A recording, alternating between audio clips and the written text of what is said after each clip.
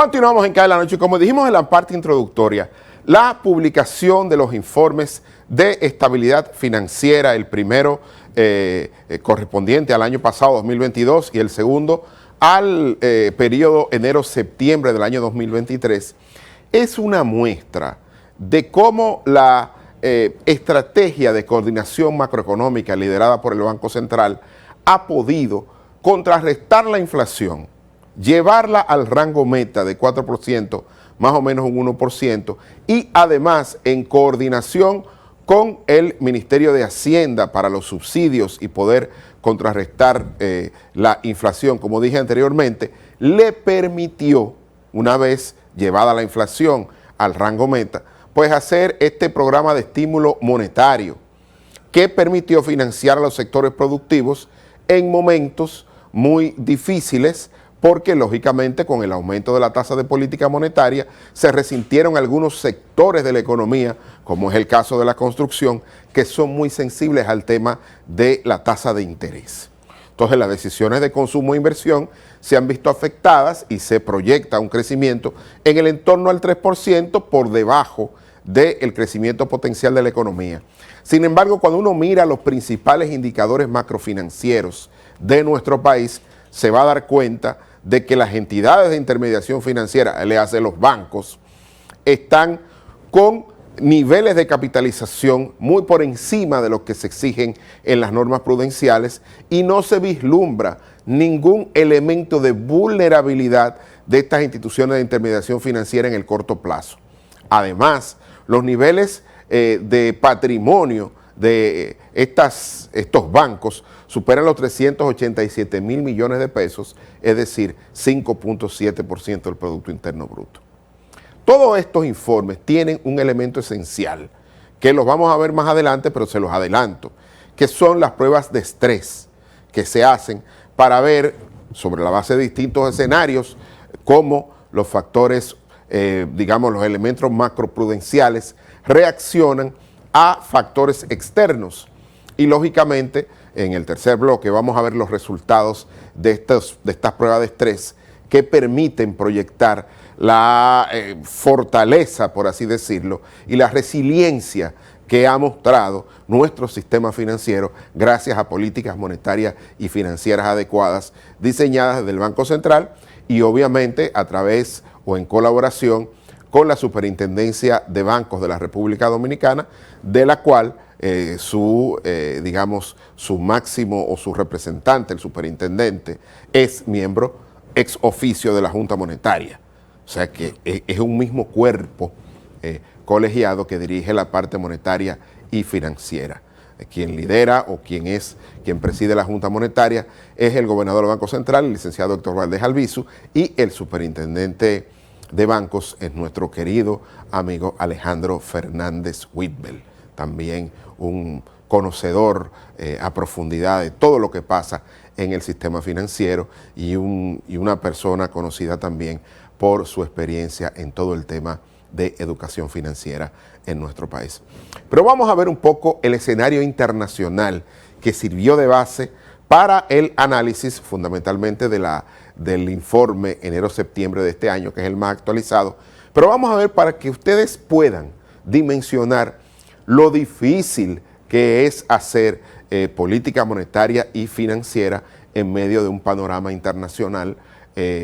digamos que ensombrecido por este vendaval inflacionario de origen externo provocado por la invasión rusa a Ucrania y todas las sanciones que Occidente le impuso al país invasor. Vamos a ver, señor director, la primera lámina. Aquí están las tasas de interés de referencia seleccionadas de las economías. Fíjense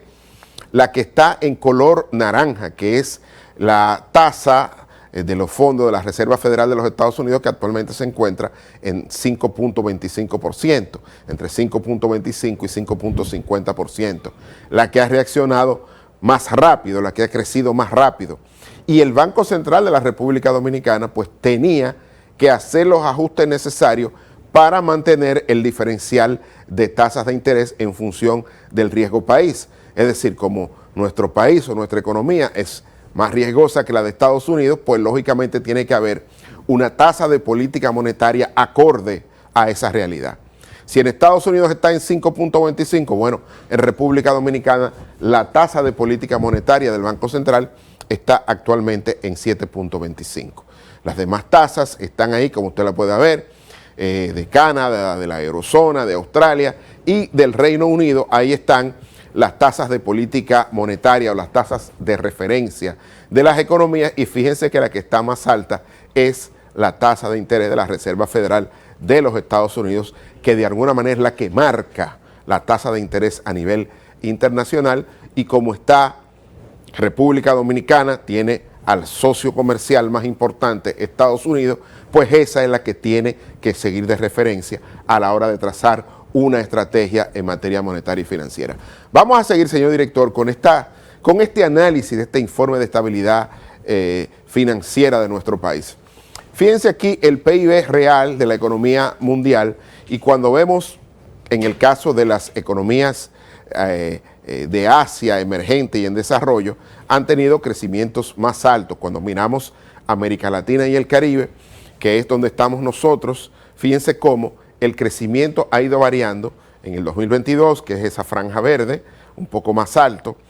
En el 2023, más bajo por todo el tema de los ajustes en la tasa de política monetaria, que aguas abajo afectaron las decisiones de consumo e inversión, que es esa línea, esa franja rojiza, y luego las proyecciones para el año 2024, que se espera, de acuerdo a la proyección del Fondo Monetario Internacional, que la economía crezca, sobre todo las economías de Latinoamérica y el Caribe, pues que puedan crecer en un mayor PIB que lo que van a crecer durante este año 2023. Vamos a seguir, señor director, con este vistazo, y ahora hacemos un aterrizaje al PIB en términos reales de las principales economías de América Latina. Fíjense que República Dominicana es la cuarta, cuando de arriba hacia abajo, pero cuando vemos, fíjense el crecimiento en el año 2021, que es esa franja verde, que fue un año de expansión económica global luego de la caída provocada por la pandemia, el COVID-19. Después vino el año 2022, que fue el año del impacto, ¿no?, de el vendaval inflacionario producido por la invasión rusa a Ucrania, que es esa línea roja, y el año 2023, que es la proyección en esa línea, digamos, o mejor dicho, el 22 fue la roja y el 23 es esa línea azul. Cuando uno ve en el caso de República Dominicana, pues ha ido reduciéndose la barra, y se proyecta que para el próximo año, pues ya República Dominicana pueda ir a lo que se conoce como el crecimiento potencial, que sería en el entorno de un 5%. Para este año se proyecta que la economía dominicana estaría en el entorno de un 3% aproximadamente. Así que vimos ahí el entorno internacional. Vamos a ver la próxima lámina, si no hay más en este bloque, pues venimos al piso. Fíjense aquí los índices de volatilidad financiera, tanto el VIX como el SQ, que está en el eje derecho. Estos son elementos de volatilidad, es decir, cómo afectan los acontecimientos internacionales a la volatilidad de los índices financieros. Fíjense aquí cómo desde el año 2022 estamos viendo la variante Omicron, que fue una variante del COVID. Después vino la guerra de Ucrania, vino un aumento generalizado de precios, el colapso de Silicon Valley Bank, y cómo en el caso de el SQ, que está en el lado derecho, que es la que está en color naranja, fíjense cómo esa volatilidad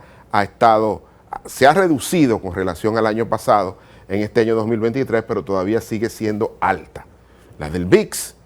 que es el índice de volatilidad del mercado de opciones de la Bolsa de Chicago, en Estados Unidos, pues lógicamente se ha movido de manera,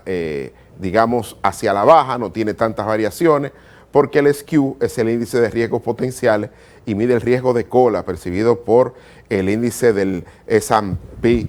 500, que es el Standard & Poor's, del Chicago Board Options Exchange de los Estados Unidos. Estas son cómo se miden las opciones y las posiciones que se toman en contra para, de alguna manera, moderar todo este tema de la volatilidad. Vamos a ver la